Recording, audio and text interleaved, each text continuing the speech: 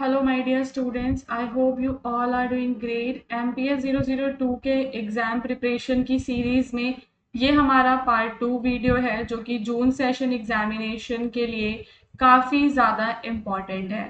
सो आपको ये दोनों पार्ट्स देख लेने हैं और इसके बाद मैं एक फाइनल जो मैराथन वीडियो है वो आज ही लेकर आऊँगी। आप हमारा जो चैनल है स्कॉलरली माइंड्स लाइव, आप वहाँ पे लाइव आके वो पूरा जो मैराथन सेशन है उसको देख सकते हो। उसके अंदर कम से कम 18 से 20 क्वेश्चंस विद देयर आंसर्स हम कवर करेंगे जो कि आपके एग्जामिनेशन के लिए काफ़ी ज़्यादा इम्पॉर्टेंट होगा।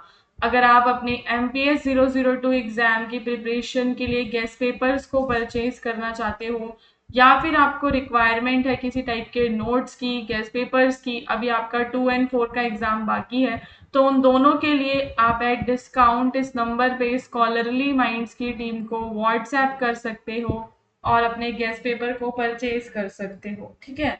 और क्लासेस के बारे में जो इन्फॉर्मेशन है वो हमारे व्हाट्सएप के चैनल पे मिलती है जिसका लिंक आपको इसी वीडियो के डिस्क्रिप्शन में मिलेगा। तो अभी आप फर्स्ट ईयर में हो तो यहाँ पे इम्पॉर्टेंट हो जाता है आपके लिए व्हाट्सएप चैनल को ज्वाइन करना, ताकि अभी फिर आपके सेकेंड ईयर की भी इंफॉर्मेशन होगी, सारी जो डिटेल्स हैं वो आपको व्हाट्सएप पे मिलती रहेंगी। ठीक है। सो अब हमारा जो क्वेश्चन है वो कहता है कि जो नेशनल माइनॉरिटीज थी उनका क्या कंडीशन था सेंट्रल एशिया में since disintegration of the Soviet union. तो हम देखते हैं कि आपका जो 1991 90s का टाइम पीरियड था, 1990s और 91 के टाइम पे आपका जो यूएसएसआर है इसका विघटन हो जाता है। ठीक है। इसका विघटन हो जाता है तो जो मध्य एशिया में अल्पसंख्यक थे उनकी क्या स्थिति हो जाती है उसके बाद, इस पे हमें यहाँ पे बात करनी है। तो जब डिसइंटीग्रेशन हो जाता है सोवियत यूनियन का तो 5 इंडिपेंडेंट सेंट्रल एशियन रिपब्लिक्स निकलकर सामने आते हैं। कजाकिस्तान और आपका किर्गिस्तान, तजाकिस्तान, तुर्कमेनिस्तान और उज्बेकिस्तान। अब ये जो है पांचों आपके क्या बनते हैं, स्वतंत्र राष्ट्र बन जाते हैं। और ये जो कंट्रीज हैं इन्होंने डाइवर्स एथनिक पॉपुलेशन को इनहेरिट किया, making the issue of national minorities an important political social challenge. तो क्योंकि यहाँ पे विविधता हमें देखने के लिए मिलती है, विभिन्न जाति और भाषाई के समुदाय हमें देखने के लिए मिलते हैं, तो इसलिए ये जो राष्ट्रीय अल्पसंख्यकों का प्रश्न है ये महत्वपूर्ण बन जाता है। आपके जो नेशनल माइनॉरिटीज हैं उसमें आपके एथनिक ग्रुप्स आते हैं जैसे कि रशियंस, उज्बेक, ये सारे तुर्कमन और यूक्रेनियंस, ये सब आपके किस में आते थे, वहां पे नेशनल माइनॉरिटीज में आते हैं। तो इनकी क्या कंडीशन होती है तो उस पर हम बात करेंगे। कुछ ऐसे इंपॉर्टेंट पॉइंट्स को यहाँ पे मैं आपको बताऊंगी जो आप अपने आंसर में यूज कर सकते हो जब आप इन लोगों की कंडीशन के बारे में बात करोगे और क्या क्या मेजर चैलेंजेस हैं जो इन लोगों ने फेस किए। तो कंडीशन की बात जब हम करते हैं तो यहाँ पे हमें राष्ट्रवाद का उदय होता हुआ दिखता है। So after independence the new states promoted their own language, culture and national identity. तो जो भी आपके स्वतंत्र राष्ट्र थे उन्होंने अपनी अपनी पहचान को बढ़ावा दिया जिससे कि माइनॉरिटीज जो कम्युनिटीज थी उनका इन्फ्लुएंस कम हो जाता है, विशेषकर जो रूसी अल्पसंख्यक थे उनका प्रभाव कम हो जाता है। अब रशिया में पलायन होता है, काफी सारे जो रशियंस थे वो माइग्रेट कर जाते हैं रशिया में, क्योंकि अब उन्हें जो यहाँ पे सेंट्रल एशिया में प्रिविलेजेस मिल रहे थे वो खत्म हो गए। लैंग्वेज बैरियर्स अब आ रहे हैं और लिमिटेड एम्प्लॉयमेंट की अपॉर्चुनिटीज हैं तो दे माइग्रेटेड टू रशिया। कुछ एथनिक कॉन्फ्लिक्ट्स हमें देखने के लिए मिलते हैं जो कि आपके क्लैशेस होती हैं। ठीक है। ताजिक गृह युद्ध और आपका किर्गिस्तान उज्बेक का संघर्ष हो गया। तो ये कॉन्फ्लिक्ट्स थे, काफ़ी सारी कंट्रीज ने अपनी नेशनल लैंग्वेज को as the official language declare कर दिया और माइनॉरिटीज़ के ग्रुप्स को काफ़ी सारी डिफ़िकल्टीज का सामना करना पड़ा एजुकेशन में, एडमिनिस्ट्रेशन में, एम्प्लॉयमेंट में। सो ऑल्दो जो माइनॉरिटीज़ हैं गाइज उन्हें कॉन्स्टिट्यूशनल राइट्स वो इंजॉय करते थे, बट उनका जो पार्टिसिपेशन था पॉलिटिकल डिसीजन मेकिंग में वो लिमिटेड रहता है। ठीक है। तो अल्पसंख्यकों को संवैधानिक अधिकार प्राप्त थे पर इन देशों में उनकी राजनीतिक भागीदारी फिर भी सीमित रही। मानव अधिकार से संबंधित कुछ जो क्वेश्चंस हैं वो उठाए गए जहाँ पे उनके फ्रीडम ऑफ एक्सप्रेशन की बात की गई कुछ सेंट्रल एशियन स्टेट्स के अंदर। कुछ गवर्नमेंट्स ने कुछ ऐसी पॉलिसीज को बनाया ताकि इंटर एथनिक हार्मनी को प्रमोट किया जा सके, माइनॉरिटी के राइट्स को प्रमोट किया जा सके और पीसफुली वो लोग को एग्जिस्ट कर सकें। So these are the various things जो कि हमें वहां पे आफ्टर द 1991 माइनॉरिटीज की कंडीशंस में देखने के लिए मिल रही थी। अब वो क्या क्या चैलेंजेस को फेस कर रहे थे, ठीक है, तो एथनिक डिस्क्रिमिनेशन का चैलेंज था, लैंग्वेज बैरियर्स थे, पॉलिटिकल पार्टिसिपेशन असमान था, माइग्रेशन, बॉर्डर और आइडेंटिटी को लेकर डिस्प्यूट्स हमें देखने के लिए मिल रहे थे। So since the collapse of the Soviet Union, the condition of the national minorities has been mixed. कैसी कंडीशन थी उनकी? मिक्स्ड कंडीशन थी। तो इंडिपेंडेंस ने उनकी नेशनल आइडेंटिटीज को स्ट्रेंथ प्रोवाइड किया, बट कुछ चैलेंजेस को भी क्रिएट किया, ठीक है। तो कॉन्स्टिट्यूशन ने उनको प्रोटेक्ट किया, रीजनल कोऑपरेशन और इंक्लूसिव पॉलिसीज के माध्यम से पीस, स्टेबिलिटी, इक्वल राइट्स सारी कम्युनिटीज को दिलवाए गए। फिर एक क्वेश्चन है जहाँ पे आपको इंडिया का जो क्लेम है जस्टिफाई करना है कि इंडिया का यूएनएससी में एक जो है परमानेंट मेंबरशिप होनी चाहिए। तो हमें पता है कि वहाँ पे 5 परमानेंट मेंबर्स होते हैं, 10 आपके नॉन परमानेंट मेंबर्स होते हैं। तो इंडिया ने डिमांड किया परमानेंट मेंबरशिप का सिक्योरिटी काउंसिल में, बिकॉज वहाँ पे जो कॉन्ट्रीब्यूशन था इंडिया का ग्लोबल पीस में, सिक्योरिटी में, डेवलपमेंट में हमें काफी ज्यादा देखने के लिए मिलता है। तो यहाँ पे आपको भारत के दावे को सिद्ध करना है कि भारत उधर एक सीट डिजर्व करता है। So India is one of the founding member, India United Nations का फाउंडिंग मेंबर है और ऑल जो मेजर यूएन एक्टिविटीज हैं उसमें वो एक्टिवली पार्टिसिपेट करता आया है। G4 ग्रुप का पार्ट है इंडिया, जो कि सिक्योरिटी काउंसिल के एक्सपेंशन को सपोर्ट करते हैं। तो यहाँ पे कुछ पॉइंट्स हैं जिनके माध्यम से हम इंडिया के क्लेम को क्या कर सकते हैं, जस्टिफाई कर सकते हैं।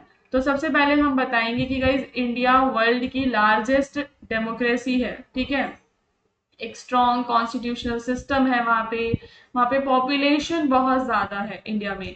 तो इंडिया के अंदर 1/6 जो है वर्ल्ड पॉपुलेशन देखो रहती है। तो इम्पॉर्टेंट हो जाता है कि हमें वहाँ पे सिक्योरिटी काउंसिल में रिप्रेजेंटेशन मिले। एक स्ट्रॉन्ग इकोनॉमी है, ग्रोइंग इकोनॉमी है, और जब भी यूएन के पीस कीपिंग मिशंस होते हैं तो इंडिया वहाँ पे एक्टिवली पार्टिसिपेट करता है। परमाणु नीति हमारी रिस्पॉन्सिबल नीति है, यानी कि हम नो फर्स्ट यूज की पॉलिसी को अपनाते हैं। ग्लोबल न्यूक्लियर डिसआर्मामेंट, इसको हम सपोर्ट करते हैं। सो ओवरऑल इंडिया एक एक्टिव रोल गाइस प्ले कर रहा है G20 में, ब्रिक्स में, क्वाड में, कॉमनवेल्थ में, हर जगह। तो जो आपके साउथ एशियन कंट्रीज हैं उनकी वॉइस है इंडिया। तो India is the voice of the Global South, and हम भी इंटरनेशनल पीस पर अपनी कमिटमेंट रखते हैं। So we support peaceful coexistence, respect for international law and settlement of disputes through dialogue. Now we can see some challenges हैं India के सामने, जैसे कि कुछ कंट्रीज से उसको अपोजिशन सहना पड़ता है, जैसे कि चाइना, ठीक है, आपका यूनाइटिंग फॉर कंसेंसस ग्रुप, और आपका परमानेंट मेंबरशिप के एक्सपेंशन में जरूरत होती है कि अमेंडमेंट किया जाए यूएन चार्टर में, जो कि एक डिफिकल्ट और लेंदी प्रोसेस होता है, और वीटो पावर के कुछ इश्यूज आ जाते हैं। तो ये चैलेंजेस हैं जो इंडिया फेस कर रहा है। उसके बाद आपका कंक्लूजन आ जाएगा कि इंडिया की पॉपुलेशन काफी ज्यादा ह्यूज है, डेमोक्रेटिक वैल्यूज हैं, तो यूएन की पीस कीपिंग में हम कंट्रीब्यूट करते हैं। तो फुली हमारा जो क्लेम है वो जस्टिफाइड हो जाता है यूएन सिक्योरिटी काउंसिल की परमानेंट मेंबरशिप के लिए। तो इंडिया का जो पूरा इंक्लूजन है, it would make the security council more democratic, ठीक है, सिक्योरिटी काउंसिल को ज्यादा डेमोक्रेटिक बनाएगा और प्रातिनिधिक बनाएगा, और क्या बनाएगा, प्रभावी बनाएगा इन द 21st सेंचुरी। अगले क्वेश्चन में हमें अमेरिका की हेजीमनी का जो नेचर अब चेंज हो रहा है उस पर बात करनी है। तो हेजीमनी समझते हो वर्चस्व, इससे तात्पर्य होता है विश्व की राजनीति, अर्थव्यवस्था, सैन्य शक्ति तथा संस्कृति पर संयुक्त राज्य अमेरिका के प्रमुख प्रभाव। ठीक है, तो यूनाइटेड स्टेट्स के कौन कौन से आपके प्रभाव आप देखते हो वर्ल्ड इकोनॉमी में, पूरा जो आपका विश्व राजनीति है वहां पे। तो कोल्ड वॉर के बाद सोवियत यूनियन का कोलैप्स हो जाता है और यूनाइटेड स्टेट्स वर्ल्ड का ओनली सुपर पावर यहाँ पे निकल कर आता है। और उस समय हम देखते हैं कि दुनिया जो पहले द्विध्रुवीय थी वो यूनिपोलर हो जाती है, एक ध्रुवीय विश्व व्यवस्था बन जाती है। तो यहाँ पे आपके जोसेफ एस नाय ने हेजिमनी को बोला, it is the ability of a state to influence others through both hard power और सॉफ्ट पावर। हार्ड पावर और सॉफ्ट पावर दोनों तरीके से अमेरिका का इन्फ्लुएंस हमें देखने के लिए मिला, चाहे वो कल्चर में हो या फिर मिलिट्री स्ट्रेंथ हो अमेरिका की, तो एज अ हार्ड पावर और एज अ सॉफ्ट पावर दोनों तरीके से। तो चेंजिंग नेचर है from unipolarity to multipolarity. Today the rise of the countries like China, India, उस सब की वजह से अब जो विश्व व्यवस्था है वो यूनिपोलैरिटी से मल्टीपोलर बन गया है वर्ल्ड। केवल अमेरिका ही एकमात्र शक्ति नहीं बना है। पहले जो अमेरिका का डोमिनेंस था वो मेनली उसके मिलिट्री स्ट्रेंथ पे डिपेंड करता था, बट अब इकोनॉमिक कंपटीशन, टेक्नोलॉजी, ट्रेड, इस सब की जो इम्पोर्टेंस है वो बढ़ गई है। और चाइना एक तरीके से अमेरिका के सामने एक कॉम्पिटिटर की तरह है। ठीक है, चाइना में काफी ज्यादा हमें टेक्नोलॉजिकल प्रोग्रेस देखने के लिए मिलती है। Brazil, India, Turkey, South Africa, इन ये सारे जो रीजनल पावर्स हैं इनका ग्रोथ बढ़ गया है। So the United States continues to dominate through education, innovation, इन सब के माध्यम से ये डोमिनेट कर रहा है। अब वर्ल्ड में और भी कुछ ऐसे इश्यूज हैं जो अमेरिका की हेजिमनी को चैलेंज कर रहे हैं, जैसे कि terrorism, climate change, pandemics, cyber security, energy security, ये सारे हमारे इश्यूज हैं। और यूनाइटेड नेशंस, ब्रिक्स, एससीओ, इन सब ने यूनिलेटरल अमेरिकन जो डोमिनेंस है उसे क्या करा है गाइस, उसको चैलेंज करा है, क्योंकि दूसरी जो ऑर्गेनाइजेशंस है ना उनका रोल भी बढ़ रहा है। तो काफी ज्यादा इजी क्वेश्चन है। सिंपल सी बात ये है कि जैसे आपका वर्ल्ड कोल्ड वॉर खत्म होता है तो कोल्ड वॉर के बाद जो वर्ल्ड है वो दो गुटों में बट गया था, लेकिन फिर सोवियत संघ का विघटन हो गया। तो फिर अमेरिका की हेजिमनी चली, लेकिन वो लंबे समय तक नहीं चल पाई, क्योंकि अब जो दुनिया है वो क्या हो गई, बहुध्रुवीय हो गई थी। ठीक है, इस वजह से कौन कौन से मेजर आपको पावर्स देखने के लिए मिलती हैं वर्ल्ड में अमेरिका के अलावा, उनके बारे में आप बात करोगे। अमेरिका की हेजिमनी के फीचर्स की जब हम बात करते हैं तो सबसे ज्यादा हमें पता है कि जो स्ट्रॉन्ग मिलिट्री और एडवांस डिफेंस टेक्नोलॉजी है वो वहां पे पाई जाती है। और यूएस की जो इकोनॉमी है और जो यूएस का डॉलर है वो एक डोमिनेंट रोल प्ले करता है। ठीक है, और टेक्नोलॉजिकल एडवांसमेंट है वहाँ पे, कल्चरल इन्फ्लुएंस हमें अमेरिका का ऑल ओवर द वर्ल्ड देखने के लिए मिलता है। तो अमेरिका की हेजीमनी गाइस कहीं पे भी गई नहीं है, वो डिसअपियर नहीं हुई है, बट उसका जो नेचर है वो धीरे धीरे चेंज हो गया है। जो यूनाइटेड स्टेट्स है आज भी एक इन्फ्लुएंशियल ग्लोबल पावर हमें देखने के लिए मिलता है इंटरनेशनल सिस्टम में। ठीक है, तो क्या कि अमेरिकी वर्चस्व समाप्त नहीं हुआ है, बल्कि उसकी प्रकृति में महत्वपूर्ण परिवर्तन आया है।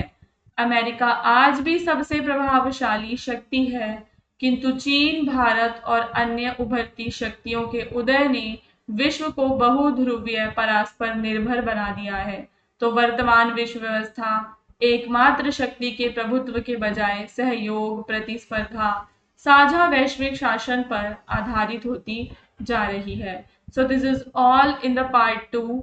अभी काफी सारे क्वेश्चंस हैं जो बाकी हैं, जिन्हें हम अपने मैराथन वाले क्लास में कवर करेंगे।